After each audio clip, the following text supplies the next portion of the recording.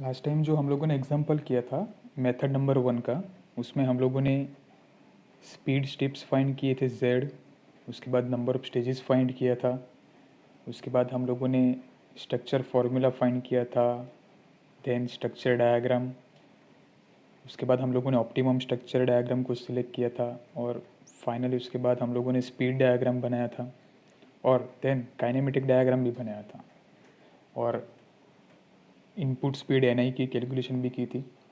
तो आज हम लोग देखने वाले हैं कि आप लोग कैसे गियर बॉक्स में जो गियर्स आते हैं उसके ऊपर टीथ की कैलकुलेशन कर सकते हो। तो फर्स्ट ऑफ ऑल, अगर मुझे टीथ की कैलकुलेशन करनी है गियर बॉक्स में, तो मुझे स्पीड डायग्राम चाहिए, स्पीड और रेट डायग्राम, और दूसरा काइनेमेटिक डायग्राम चाहिए।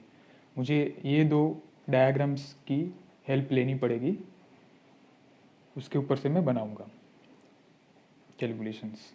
तो सबसे पहले हम लोगों ने लास्ट टाइम जो एग्जांपल लिया था उससे ये थोड़ा सा चेंज किया है मैंने। यहाँ पे जो इनपुट देता है वो मैं आपको बोल देता हूँ।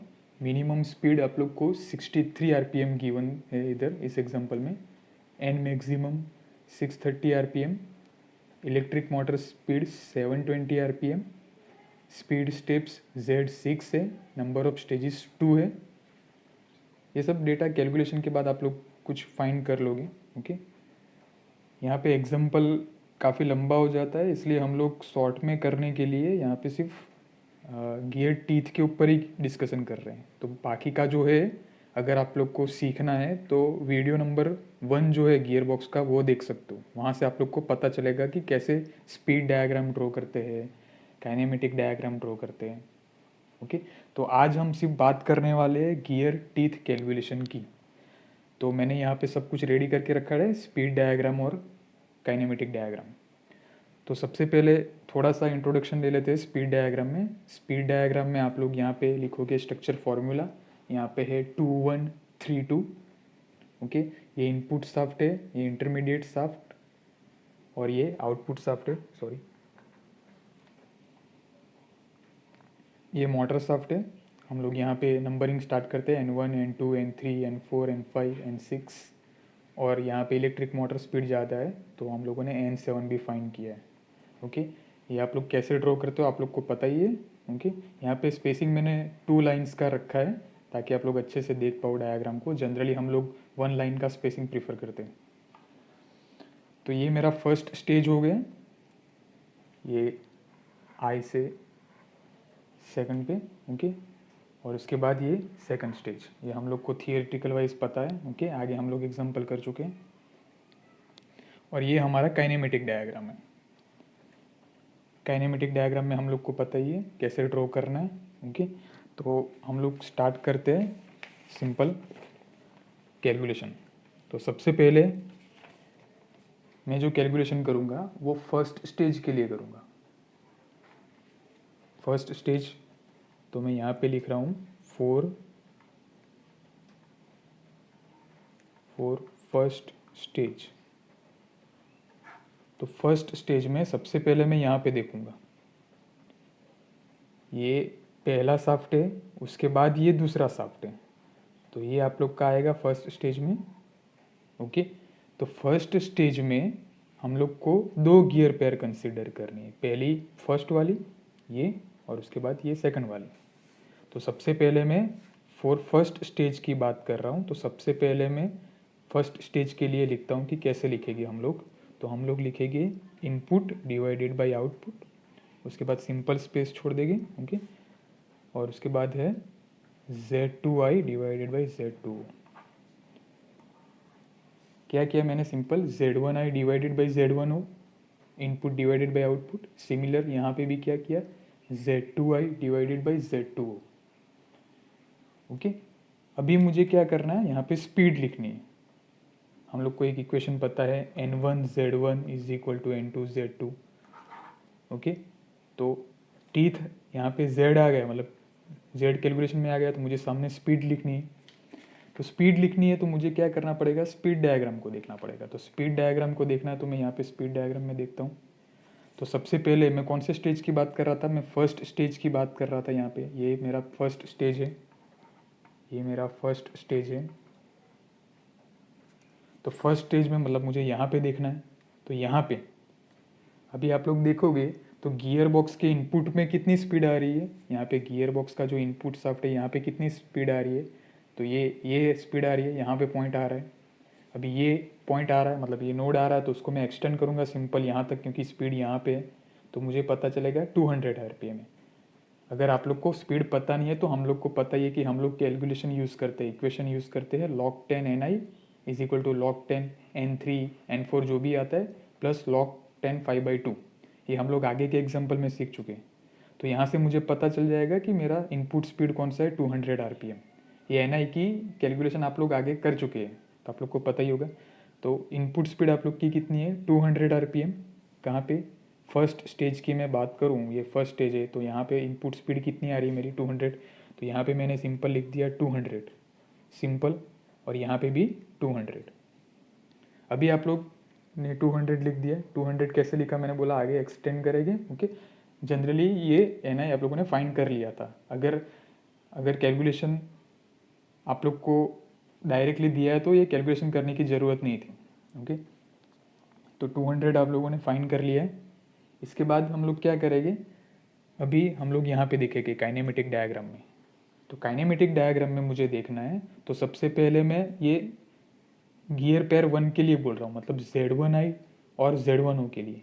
तो यहाँ पे मैं बोल सकता हूँ जब भी आप लोग का ये इनपुट शाफ्ट, पहले शाफ्ट पे आप लोग का Z1i गियर है, वो जब मैशिंग करेगा Z1o के साथ, तब आप लोग की क्या होगा, तो क्या होगा, सिंपल ये छोटा गियर है वो बड़े गियर के साथ मैशिंग में आएगा।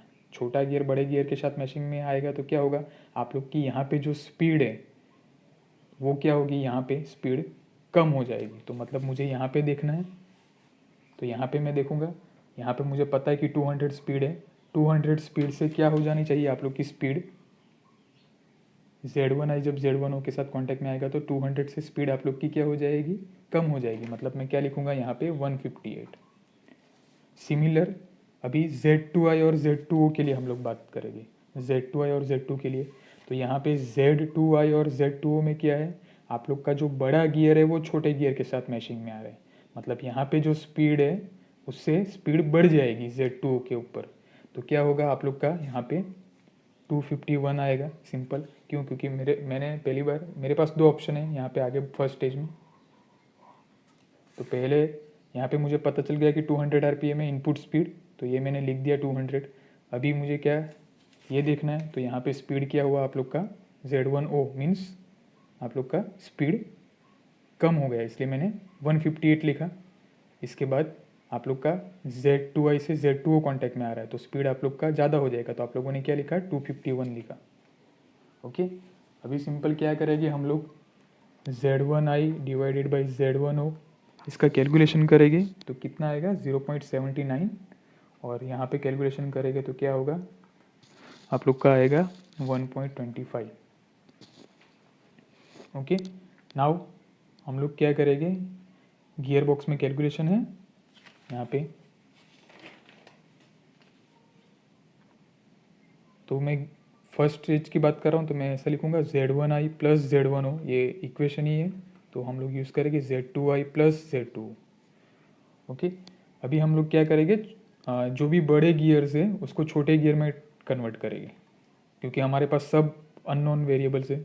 तो Z1i मैंने लिख दिया क्योंकि वो छोटा गियर है, और Z1o, तो Z1o की जगह मैं क्या लिख सकता हूँ, Z1o की जगह यहाँ से मुझे वैल्यू मिल जाएगा, तो Z1o की जगह मैं ऐसा लिख सकता हूँ 1.26 Z1i इज इक्वल टू, अभी ये देखूंगा Z2i और Z2o, तो उसमें बड़ा गियर कौन सा है Z2i, तो उसको मुझे कन्वर्ट करना पड़ेगा। तो Z2i की जगह मैं क्या लिखूंगा, simple 1.25 Z2o plus Z2o, okay. यहाँ तक हो गया हमारा। तो इसके बाद हम लोग आगे लिखेंगे, तो ये समेशन कितना होगा, 2.3 Z1i is equal to 2.3 Z2o, तो ये इक्वल हो जाएगा, तो ये कैंसिल हो जाएगा, तो क्या आ रहा है Z1i is equal to Z2, मतलब कि Z1ia और Z2o दोनों इक्वल आ रहे हैं। ओके, ये मुझे पता चला यहाँ पे। अभी यहाँ पे कोई भी आप लोग को टीथ गिवन नहीं है, टीथ गिवन नहीं है, नंबर ऑफ टीथ कि कौन से गियर्स पे कौन से टीथ थे, मतलब कितने नंबर ऑफ टीथ थे। तो हम लोग क्या करेंगे, एज्यूम करेंगे कि आपके जो स्मॉलेस्ट गियर है यहाँ पे Z1i और Z2o, तो एज्यूम करेंगे कि यहाँ पे मिनिमम नंबर ऑफ टीथ 18 है। ये थियोरेटिकल वाइज हम लोग को कंसिडर करना है कि इतने हो गए छोटे गियर पे Z1i और Z2o के ऊपर। तो मुझे सबसे पहले ये गिवन डेटा मिल गया कि Z1i और Z2o की टीथ की कैलकुलेशन हो गई। अभी मुझे किसकी कैलकुलेशन करनी है, बाकी के गियर्स की, मीन्स Z1o की एंड Z2i की। तो हम लोग क्या करेंगे, सिंपल, मेरे पास जो फॉर्मूला है ये, तो Z1o इज इक्वल टू, मैं सिंपल क्या लिखूंगा, 1.26 Z1i, तो 1.26 इंटू Z1i आप लोग का कितना हुआ 18, आप लोग को यहाँ से पता चला, तो आप लोग को आंसर आ रहा है 22.68 मीन्स अप्रोक्सीमेटली 23। सिमिलरली Z2i का कैलकुलेशन करना है, Z2i का कैलकुलेशन करना है तो मुझे कौन सा फॉर्मूला यूज़ करना पड़ेगा, यहाँ से जाना पड़ेगा। तो Z2i इज इक्वल टू क्या होगा 1.25 Z2o, तो 1.25 into Z2o is equal to 18, तो ये आप लोग का आ रहा है 23 टीथ। तो ये हम लोगों ने कैलकुलेशन कंप्लीट हो गई। अभी हम लोग बात करेंगे सेकंड स्टेज की। तो सेकंड स्टेज में मुझे यहाँ पे कंसिडरेशन करना है शाफ्ट 2 से शाफ्ट 3 तक। ओके, तो कौन कौन से गियर पेयर का कैलकुलेशन होगा, ये 3 वाली, 4 वाले और 5 वाले। ओके, तो सबसे पहले हम लोग स्टार्ट करते हैं सेकंड स्टेज के लिए। तो यहाँ पे मैं लिख देता हूँ ओके, 4 सेकंड स्टेज। तो सेकंड स्टेज में मुझे लिखना है, तो मुझे क्या लिखना पड़ेगा, सिंपल, आप लोग को इनपुट डिवाइडेड बाय आउटपुट, तो Z3i डिवाइडेड बाय Z3o, इसके बाद Z4i डिवाइडेड बाय Z4o, इसके बाद Z5i डिवाइडेड बाय Z5o। तो यहाँ तक हो गया। अभी मुझे स्पीड लिखनी है सिंपल, तो हम लोग क्या करेंगे, स्पीड डायग्राम को देखेंगे। अभी आप लोग को स्पीड डायग्राम में देखना है, हम लोग फर्स्ट स्टेज कंप्लीट कर चुके हैं, हम लोग सेकंड स्टेज में पहुंच चुके हैं। यहाँ पे ये मेरा सेकंड स्टेज है। ओके, तो सेकंड स्टेज है, तो हम लोग क्या करेंगे, हमारे पास 2 नोड है। सबसे पहले तो एक ये नोड हो गया, एक ये नोड हो गया। आप लोग देखोगे तो सेकंड स्टेज यहाँ पे है। ओके, ये शाफ्ट 2 से शाफ्ट 3 सेकंड स्टेज। तो यहाँ पे आप लोग ये रेड वाला जो लाइन है वो फॉलो कर सकते हो। ये जो है ये और ये एक आपके पास ऑप्शन है।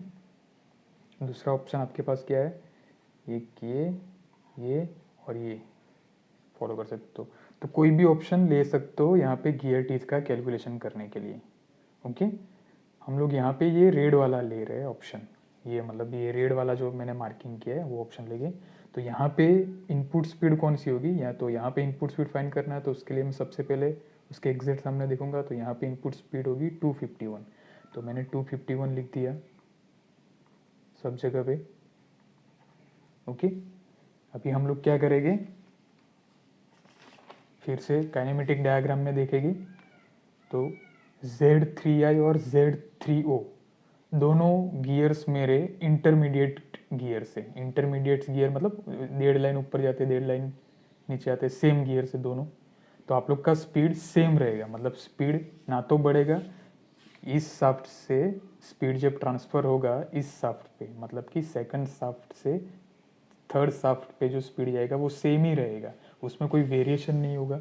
तो मैं क्या लिखूंगा, सिंपल यहाँ पे 251, मतलब मैंने कहाँ पे लिख दिया, ये वाला लिख दिया 251 वाला। इसके बाद मुझे फोर्थ वाला देखना है। तो फोर्थ वाले में क्या हो रहा है, आपका जो छोटा गियर है Z4 Z4i वो मैशिंग में आ रहा है Z4o के साथ, तो यहाँ पे क्या होगा, आप लोग का स्पीड क्या होगा, कम हो जाएगा। स्पीड कम हो जाएगा तो मुझे क्या देखना है, यहाँ पे मेरे पास दो ऑप्शन है, एक ये तो आ चुका है 251, तो अभी मेरे पास दो ऑप्शन है, 100 स्पीड कम हो जाएगा तो यही आएगा, क्योंकि दूसरे ऑप्शन में तो स्पीड आप लोग का बढ़ जाता है, 251 से आप लोग का स्पीड बढ़ जाता है। ओके, अभी थर्ड वाला Z5i वो मैशिंग में आ रहा है Z5o के साथ, तो आप लोग का स्पीड क्या हो जाएगा, स्पीड आप लोग का Z5o की वजह से स्पीड आप लोग का बढ़ जाएगा। तो यहाँ पे स्पीड कहाँ पे बढ़ रहा है, ये एक आ चुका है, 251 भी आ चुका है, तो अब आप लोग का स्पीड क्या हो जाएगा 630 आएगा। मतलब आप लोग यहाँ पे समझ रहे हैं कि क्या हो रहा है, कि 251 मैंने इनपुट में दिया तो मैंने 251 यहाँ पे लिख दिया, इंटरमीडिएट में मैशिंग में हुआ तब आप लोगों ने 251 लिख दिया। इसके बाद Z4i, यहाँ पे भी इनपुट में मैंने 251 ही स्पीड दिया है, लेकिन क्या हो रहा है, फोर्थ गियर पेयर के टाइम आप लोग का स्पीड 251 जो स्पीड था वो कम हो रहा है ना, क्योंकि गियर बढ़ा है, 251 का वो स्पीड 251 का स्पीड वो 100 हो रहा है। ओके, ये कुछ हम लोग एक्स्ट्रा समझ रहे हैं। इसके बाद 251 का स्पीड यहाँ पे क्या हो रहा है, 630 हो रहा है। आप लोग को समझ में आ रहा है, 251 का स्पीड आप लोग का 630 हो रहा है, क्यों, क्योंकि यहाँ पे छोटा गियर है। ओके, अभी हम लोग क्या करेंगे, सिंपल यहाँ पे आगे कैलकुलेशन करेंगे, तो क्या होगा, ये 1 हो जाएगा, इसके बाद यहाँ पे ये 0.398 हो जाएगा, और ये 2.51। चलो अभी हम लोग सेकंड स्टेज के लिए क्या लिखेंगे, गियर बॉक्स में जो कैलकुलेशन यूज होता है इक्वेशन वो लिखेंगे। तो क्या लिखेंगे हम यहाँ पे, सिंपल Z3i प्लस Z3o यहाँ पे, ओके, इज इक्वल टू यहाँ के लिए Z4i plus Z4o is equal to Z5i plus Z5o। इसको मैं इक्वेशन नंबर 1 दे देता हूँ। ओके, अभी हम लोग क्या करेंगे, सभी वैल्यू पुट कराएंगे। ओके, तो सबसे पहले Z3i,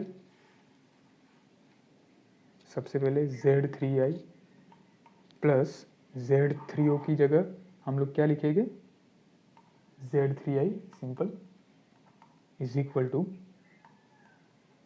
अभी Z4i डिवाइडेड बाई Z4o है, तो यहाँ पे छोटा गियर कौन सा है, छोटा गियर Z4i है, तो मुझे Z4o को कन्वर्ट करना है Z4i के फॉर्म में। तो मैं क्या करूँगा, यहाँ पे सिंपल Z4i को Z4i लिख दूंगा और Z4o को कन्वर्ट करूँगा इन टर्म्स ऑफ Z4i के फॉर्म में, तो क्या आएगा 2.5 Z4i। सिमिलरली Z5i है, तो उसको कन्वर्ट करना पड़ेगा मुझे Z5o के फॉर्म में, तो मैं यहाँ पे लिख देता हूँ, ये क्या आएगा, यहाँ से मुझे पता चलेगा, तो 2.51 Z5o प्लस Z5o। ओके, अभी हम लोग आगे बढ़ेंगे, तो क्या आएगा, इसका समेशन करेंगे तो 2Z3i is equal to 3.5 Z4i is equal to 3.5 Z5o आएगा। इसको मैं इक्वेशन नंबर 2 दे देता हूँ। ओके, अभी आगे की कैलकुलेशन हम लोग डायरेक्ट देख लेते हैं। तो हम लोग यहाँ तक पहुँच चुके हैं। इसके बाद हम लोग क्या करेंगे, सिंपल ये जो है दो टर्म्स 3.5 Z4i और 3.5 Z5 उसको कंपेयर करेंगे, तो मुझे ये क्या मिलेगा, Z4i is equal to Z5o। Okay, मतलब दोनों सेम हो गए। अभी कोई भी एक गियर के ऊपर हम लोग 18 टीथ हम लोग ले सकते हैं, 18 टीथ एज्यूम कर सकते हैं। तो मैंने यहाँ पे एज्यूम किया है Z4i इज इक्वल टू 18, तो Z4i मैंने 18 एज्यूम किया है, तब आप लोग का Z5o भी 18 हो जाएगा, आगे जो हम लोगों ने एज्यूम किया वैसे ही। ओके, तो ये मुझे मिल गया डेटा सेम। उसके बाद Z4o कैलकुलेशन करना है, तो हम लोगों ने आगे जैसे किया था वैसे ही हम लोग को कैलकुलेशन करके फाइंड करना है। सिमिलरली Z5i हम लोग फाइंड कर लेंगे। ओके, ये आगे हम लोगों ने किया ही था। ओके, Z4 ओ लाना है तो मैं क्या ये यूज़ करूँगा, ओके। और Z5I लाना है तो मैं ये यूज़ करूँगा, ओके। चलो उसके बाद हम लोग आगे बढ़ेंगे। अभी मैं किसको कंपेयर करूँगा, अभी 2Z3I और 3.5 Z4I को यहाँ पे ये दोनों को हम लोग कंपेयर कर रहे हैं, ओके। तो यहाँ पे क्या होगा, 2Z3I is equal to 3.5 Z4I। Z4I आप लोगों ने एज्यूम किया था 18, तो 18 आ गया, तो Z3I आप लोग को मिल गया फाइनली, और Z3O। मतलब हम लोग क्या करेंगे, सब कैलकुलेशन करके हम लोग को finally 3I 3O 4I 4O 5I 5O सभी के ऊपर गियर के टीथ फाइंड करने हैं।